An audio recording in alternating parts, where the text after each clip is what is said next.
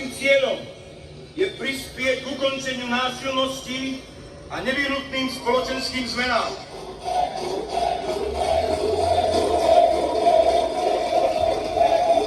Sme tu preto, lebo to, čo sa tu deje, vážený, je hotová katastrofa. Slovensko sa v súčasnosti dostalo do rúk birmovaným komunistom, bolševickým šialencom, proruským kolaborantom, slavianským zápredancom, konšpiračným bláznom, gardisticko-ľudáckým vlastizradcom či oligarchickým prisluhovačom. Títo všetci ako pijavice sú nacucnutí na štátny rozpočet a ohlupujú národ a musím s ľútosťou povedať, že sa im to aj celkom dobre darí. Niečo sme asi pred tými 35 rokmi zanedbali, keď sme štrngali na tých námestiach. V prvom rade na to, že sme sa riadne hneď nevysporiadali s komunistami a eštebákmi. Bohužiaľ, boli sme moc nežní, veľkú chybu sme urobili, že sme ich komplet neodstavili od verejného života a že sme s nimi jednali moc v rukavičkách. Táto bolševická a podvodnická lúza sa nám v prezlečených kabátoch potichučky vrátila a ako chobotnica sa rozliezla do celého národného hospodárskeho systému štátnych vrcholových funkcií. Táto chobotnica dovedla Slovensko na chvost Európskej únie prakticky vo všetkých ukazovateľoch. A ťahá naše Slovensko v súčasnosti na východ. Musím skonštatovať, že máme tu ešte väčšieho populistu a konšpirátora. Tento šialenec a birmovaný komunista nás vedie do izolácie pred vyspelým západným demokratickým svetom, ženie nás do poručia zločineckej a teroristickej ruskej baganže. Tento šialenec sa pustil za posledný rok svojich obvinených kamarátov, zrušil špeciálnu prokuratúru, siaha na kultúru, oklešťuje práva občanov, okydáva Západ v ruskej televízii, konsoliduje, to znamená, že zdražuje, vážený, zdražuje, to ešte len pocítite všetci na budúci rok a sebe samozrejme nadelil 100% navýšenie platu a doživotnú rentu. Vážení, keď sa nechceme hanbiť, to, že sme Slováci, a keď nechceme zadúpať výdobytky dnešnej revolúcie spred 35 rokov, túto zlovládu musíme hneď zastaviť. Tým, ktorým zostalo aspoň kúsik štipku rozumu, zodpovednosti a cti, sa musia hneď začať mobilizovať. Musím pripomenúť, že tento birmovaný komunista najnovšie prehlásil, že neverí, vážený, že neverí, že pád komunizmu vyštrngali ľudia na námestiach. To je najnovšia jeho novinka. Dobrý deň. Priatelia, 17. novembra pred 35 rokmi komunistická moc brutálne zbila študentov. A druhý deň výtvarníci okolo Míra Cipara, Ruda Sikoru, Petra Horváta a ďalších obvolali pár ľudí, ktorých poznali a stretli sme sa v umeleckej besede, kde mal akurát Rudo výstavu. A ešte večer sme založili verejnosť proti násiliu. Proti násiliu na ľuďoch, na prírode, proti násiliu na pravde.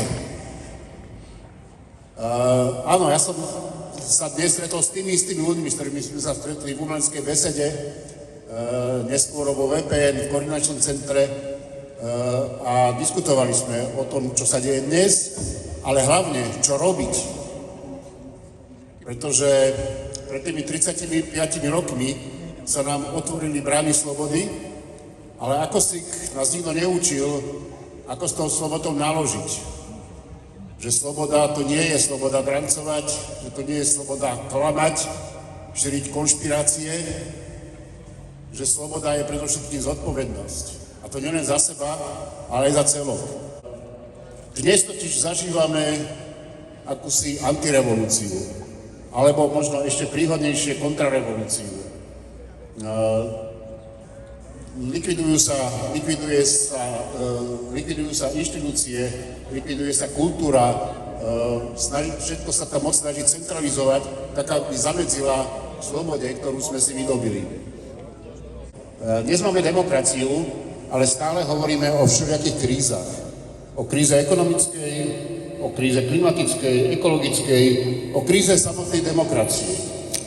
Musíme sa vrátiť späť o demokracii, morálnym postojom. Fedor Gál dnes hovorí o potrebe revolty. Nahlas sa pýta, prečo nie referendum? Prečo nie predčasné voľby? Prečo nie generálny štrajk? Ale zároveň sa pýta, čo musíme robiť inak. Pretože sa ukazuje, že demokratické strany sú schopné poraziť aj Mečiara, aj Fica. Ale zdá sa, že nie sú schopné si tú moc udržať. Nie sú schopné spoluvládnuť. Výzvy k politickým stranám. Politické strany, prestaňte nezmyselné boje konzervatívcov s liberálmi. Aj konzervatívci, aj liberáli majú svoje hodnoty. Sú to hodnotoví ľudia. Ale my súperíme s ľuďmi, ktorí nemajú hodnoty. Ktorých jedinou hodnotou sú peniaze a moc. Vážení spoluobčania, priatelia demokracie, vážení hostia, vážený ex-premiér Edko Heger. Áno, máme tu aj Eda Hegera. Za chvíľku vám niečo povie. Vítaj, Edo. Sloboda a demokracia sú tou najväčšou hodnotou, ktorá nám tento sviatok 17. november prináša. Je to jeden z najvýznamnejších sviatkov v našich novodobých dejinách. To, čo v tomto období žijeme, nám opäť pripomína, že slobodu a demokraciu žiadna generácia nedostáva darom a sloboda a demokracia neboli a nebudú nikdy navždy dosiahnutým výsledkom. Chcel by som vyjadriť úctu všetkým študentom, ktorí stáli 17. novembra 89 na námestiach, aby sme si v tento deň ju mohli my pripomínať slobodne. Áno, máme tu predsedu vlády Fica, ktorý tvrdí, že k 17. novembru nech sa vyjadria historici. Poviem všetkým tým, ktorí na to nezabúdajú. Nebojte sa vyjadriť svoj názor a pevne stojte za odkazom 17. novembra.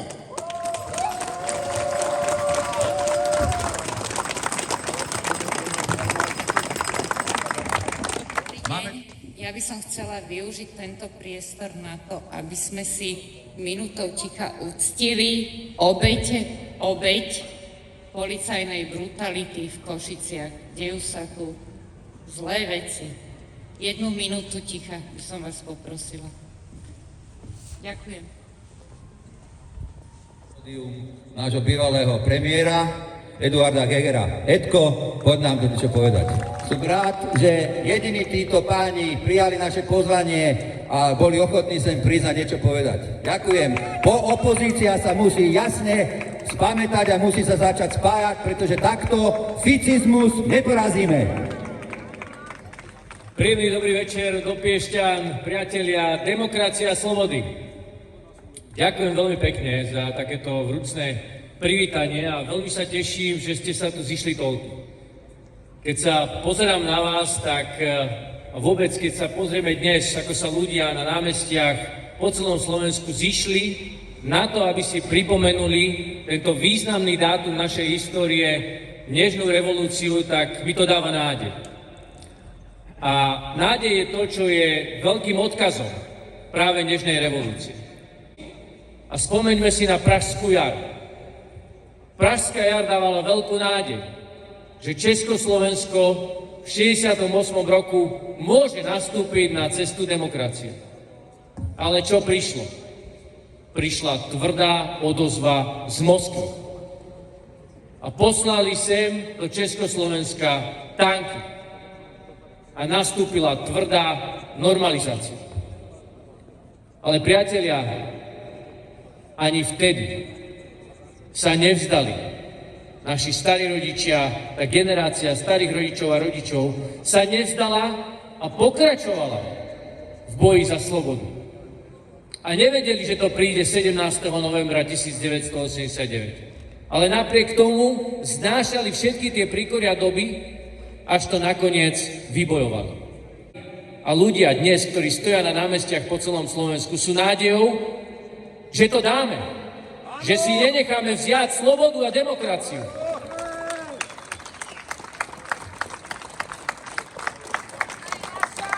Sloboda je naša. A dokázali to generácia našich rodičov a starých rodičov a dokážeme to aj my. A ja keď sa pozerám, vidím tu aj staršie tváre. A som si istý, že aj vy ste takto pred 30 rokmi stáli na námestiach a štrngali kľúčami v očakávaní, že príde sloboda a demokracia. Ja som mal vtedy 13 rokov. Ale keď sa pozriete teraz za mňa, tak tu vidíte okrem slovenskej vlajky aj dve vlajky. Európskej únie a vlajku NATO. A Slovensko má za sebou istý príbeh. A dosiahlo isté méty. Áno, sme súčasťou Európskej únie, vďaka čomu aj Slovensko nadobudlo prosperitu. Sme súčasťou NATO, vďaka čomu máme bezpečné prostredie na Slovensku. Ale keď vidíme, že dnes práve ten zjazd Smeru, ktorý sme mohli vidieť, že komunisti sú opäť pri moci.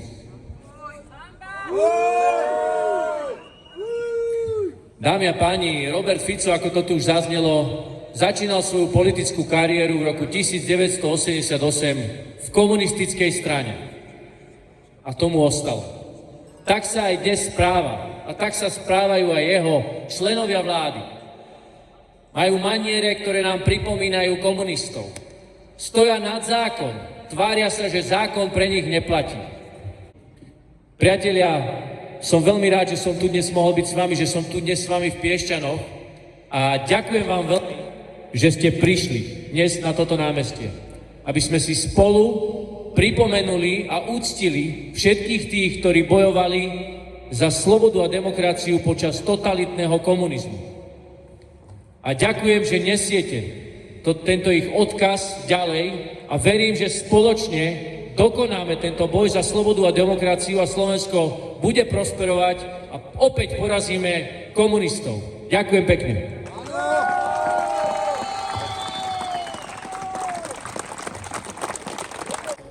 Budete odchádzať s takým dobrým pocitom. Som rád, že prišli tu aj od demokratov, že bývalý premiér nám tu niečo povedal zmysluplné a dúfam, že tie zajtrajšky budú peknejšie, nebudú bolševické.